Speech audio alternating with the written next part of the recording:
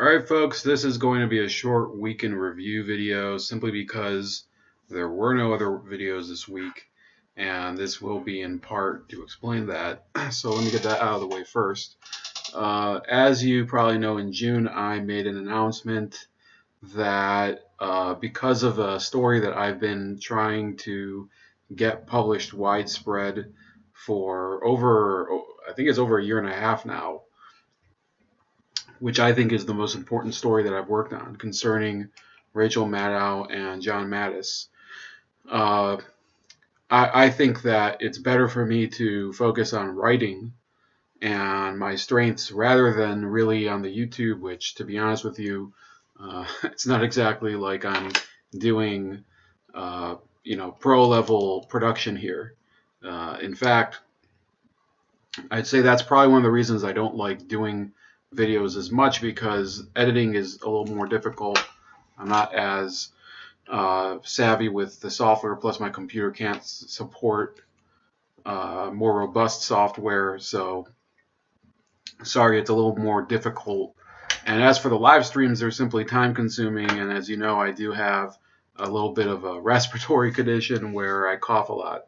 So as far as what I've been doing instead, yeah, I've been preparing for a pretty, important event next week that I probably will discuss on the channel afterward. And I am not really going to discuss it because it does involve a large amount of research and basically not letting the cat out of the bag until the last moment possible. So maybe in the day of or the day after, I will probably release some stuff that relates to it, and then gradually I'll probably do more write-ups and perhaps some videos as well. So that's as far as what I've been doing. And by the way, that has nothing to do with the climate investigation I've been working on concerning the Sunrise Movement and momentum. That stuff I probably will produce other videos on in the future, because that issue is ongoing. Now, a few issues that came to the popular attention this week. Antonio Brown, let's lead off with that. Antonio Brown, I think, is really the greatest excuse you could have for people who are, I guess, activist fans who want Colin Kaepernick back in the league to justify what they're talking about. Because people have to understand that when you have players who solely as a result of talent are able to remain in the league despite the fact that they do things that are, pretty much ridiculous, and they shouldn't have any part in the, I guess, playing in the league at the top level, like Antonio Brown. And yes, I do believe in the presumption of innocence still, but really there's so many issues with him, and the obvious problems that he's having with coping with those issues, that those people that say, well, I don't want Colin Kaepernick in the league because he disrespected the flag and the anthem, that's fine. But disrespecting the flag and the anthem, I think Colin Kaepernick did for, obviously political reasons. It does not mean that he is not of sound mind and competent to play on the football field. And I have no problem with somebody playing on the football field who I deeply disagree with politically and on that basis. So the fact that I've heard some cases where he's essentially begging to come back or he's demanding another job. Well, that remains to be determined. If your terms for coming back to the league are outrageous, if you want starter money for a backup role, I don't think you can complain about not being in the NFL or not being in any league. If you had, for instance, John Rocker, I believe, was suspended for a while for comments he made that were published in Sports Illustrated. He was suspended, I believe, for a period of a month back in the 90s. And he never demanded a job back. He never demanded more money, or he never demanded. And he was very good at the time. That was in Major League Baseball. And some of the comments he made were just off-color remarks, and he just lived on. And I think that I would have no problem watching Kaepernick come back into the league. If you have people who are serial abusers, if you have people who are, they're addicted to various substances like Josh Gordon that actually violate like real league policy in the NFL, right? People who get suspended for PEDs repeatedly. That's in baseball too, like Melky Cabrera. So, look, saying that I think somebody should be able to play in the league again, and that he deserves a chance if there's a slot open like there is with the Jets currently, or with, let's say, Chicago's doing pretty bad too. I don't think that means that I support Kaepernick. I think he just, it's fine if he comes back into the league, and people shouldn't really freak out if he does. And the world will live. In fact, I think a lot of people will take a higher interest just because they hate him and they want him to do poorly. So people will probably watch the game more, and then you'll have all his fans who want to watch because they think that suddenly, after 3 years out of the league, he'll have become the next Joe Montana or something. So, yeah, I don't have any problem with it, and I don't think you should either, but feel free to put your comments. I know not all of my watchers are football fans. And another issue that's cropped up was this supposed White House leak where he apparently Donald Trump might have guaranteed a favor to the president of Ukraine at the time. I believe that the actual incident itself occurred probably in 2017, if I'm not mistaken. Okay, if I'm wrong, you correct me in the comments. But first of all, there's no way to, unless the conversation was recorded, and then you have a real problem.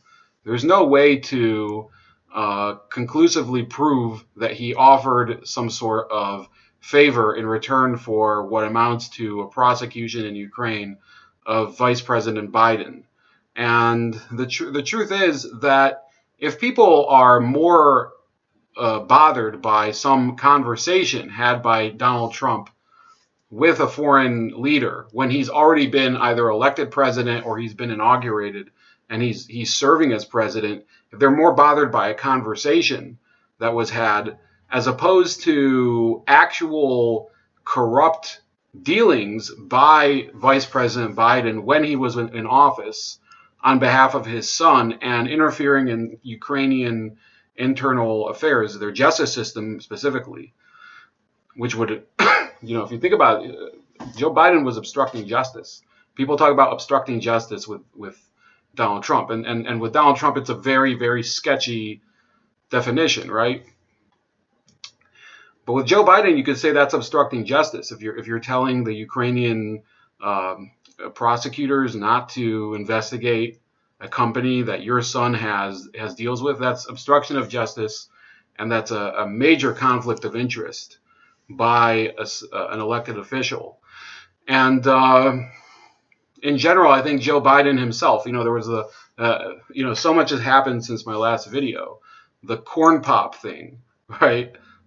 You see essentially that this guy who had for many years a respectable position in the Senate as a senior committee chair and in many cases one of the more burnished legislative profiles.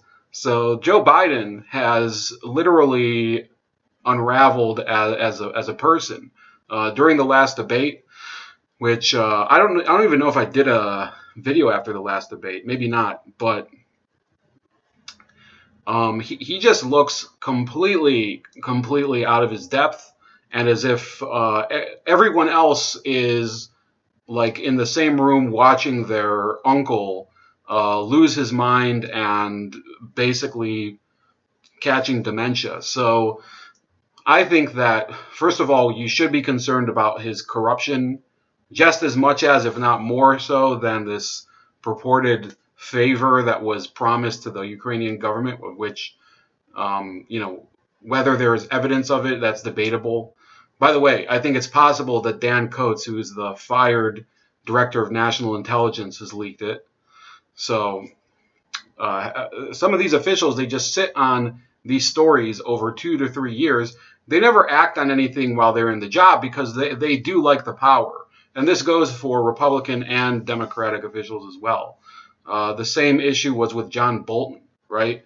And the big difference, to be fair, Donald Trump's foreign policy has been fraught with a lot of real questionable decisions. A lot of them, I think, are more motivated by energy policy with regards to our relations with the rest of the world, or with defense contractors, or with foreign governments that buy our weapon systems, and that those are considerations, but they shouldn't be the sole consideration. But really, the big difference is that these people complain about Trump and they try to undermine Trump mainly because he's resisting a lot of their pernicious demands, a lot of their greed and their desire for more power. So there was that issue, which I think is ongoing. There's a lot of things that I'm probably going to miss today. And finally, we're going to talk a little bit about Justin Trudeau, Mr. Minstrel, the Prime Minstrel of Canada, right? That's who he is now.